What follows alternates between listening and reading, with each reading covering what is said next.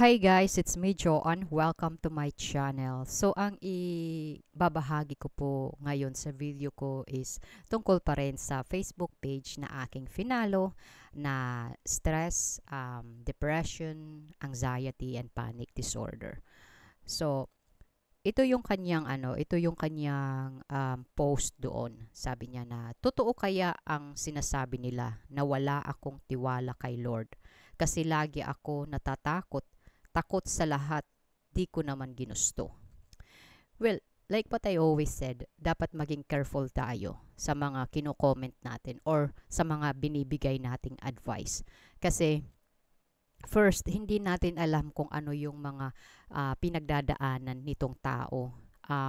Kasi madaling sabihin na sasabihin mo sa isang tao na may pinagdadaanan na mag-pray ka lang, wag kang mawala ng pag-asa. Hindi kasi yun madali. Hindi kasi yun madali. I know kasi ganun din, nakaranas din ako ng ganun. Kaya hindi ko pinaalam lahat sa aking pamilya. Kasi nga, hindi nila ako maintindihan. And imbis na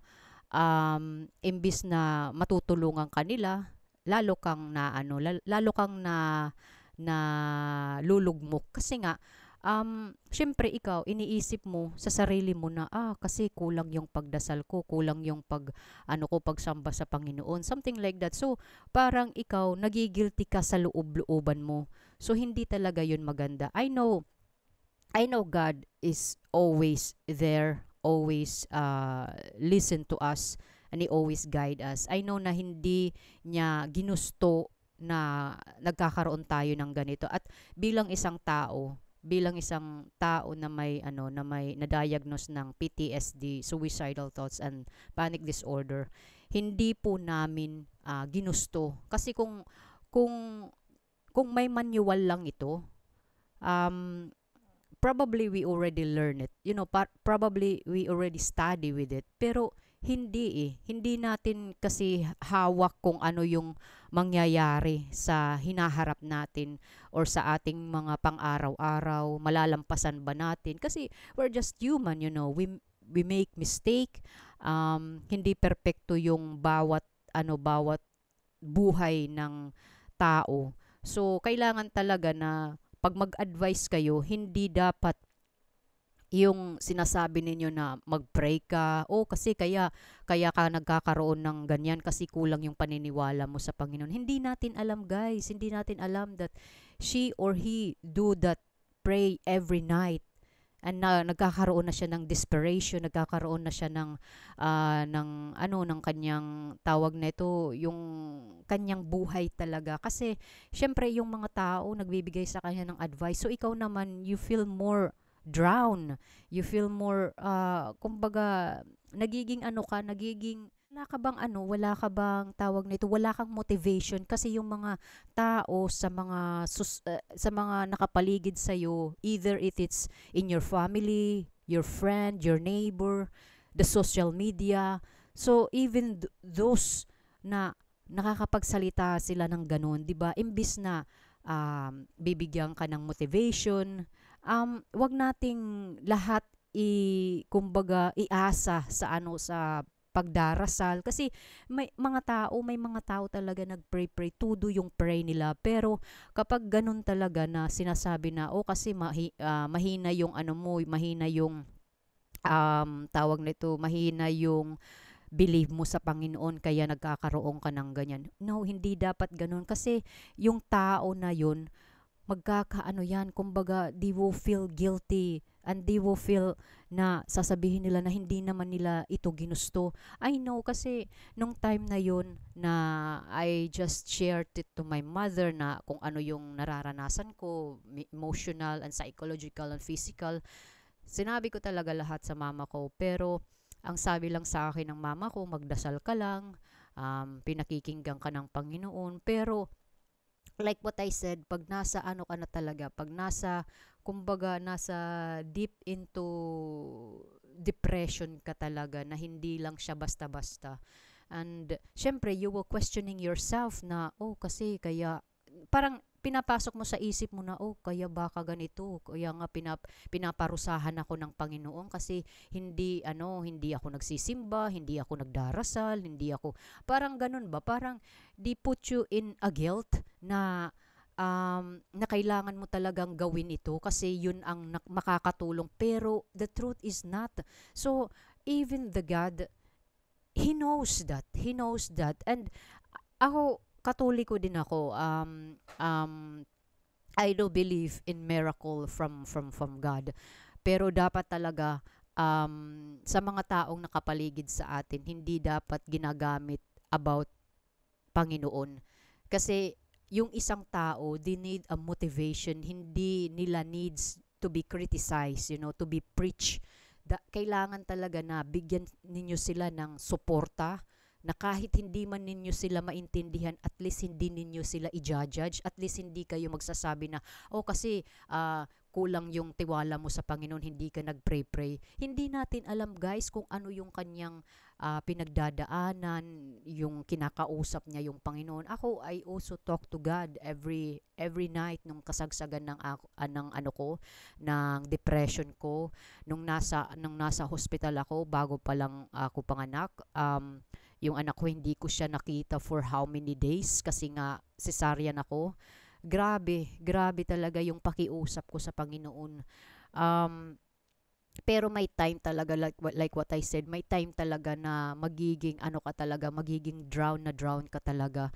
And syempre, wala ka talaga, kumbaga wala ka talagang masasandalan, but may time talaga na dumating that I questioning God. Sabi ko sa kanya, bakit ako nakakaranas ng ganito?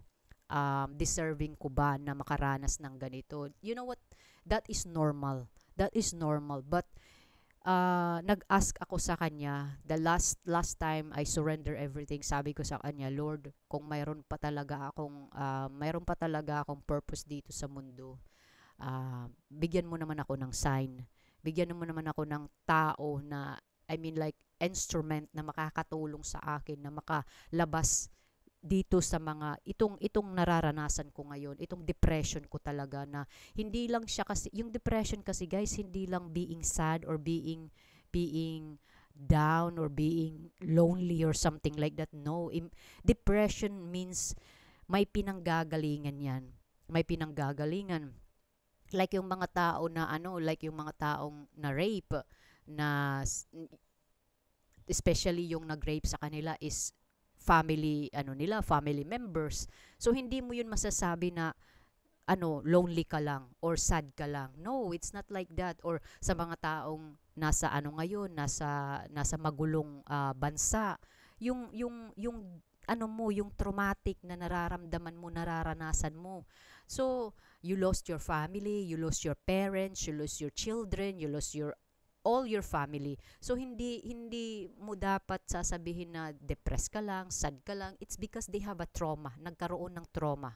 And also people that they're sick, terminal sick, na hindi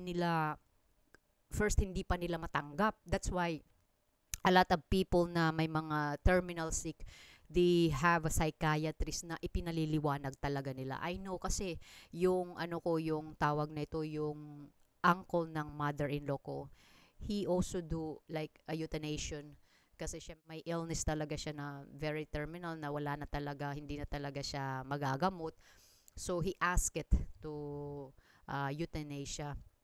And then before he do that, may mga psychiatrist, may mga counseling na nangyayari, but he really accepted, totally accepted, kasi sabi niya, this is the only way na magiging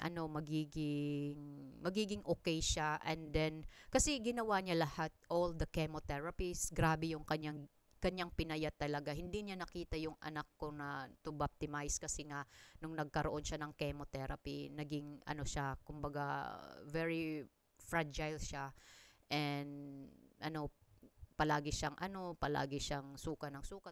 Hindi na niya talaga kaya kasi ayaw niyang makita yung kanyang mga mahal sa buhay na kumbaga nagsasuffer ba, kasi hindi niya alam kung kailan siya magiging ganun.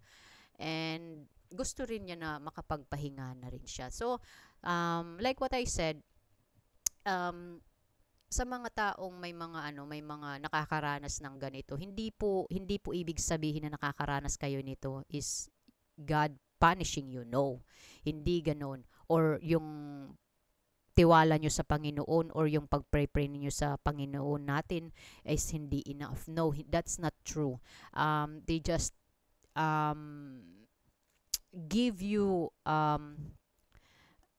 wake up call na kailangan mo talagang magpatuloy, at if you ask to God a sign at sinabi mo sa Kanya, Lord, um, bigyan mo naman ako ng isang makakatulong sa akin. And if that sign na may makapagbigay sa iyo ng advice to say, magpakonsulta ka sa isang psychiatrist kasi nga nakakaranas ka ng ganun, ng depression, it's better to grab that. Kasi yung sign na inask mo sa Panginoon, probably that is the sign na inask mo sa Panginoon na may isang taong magbibigay sa iyo ng advice na magpakonsulta ka sa psychiatrist, 'di ba?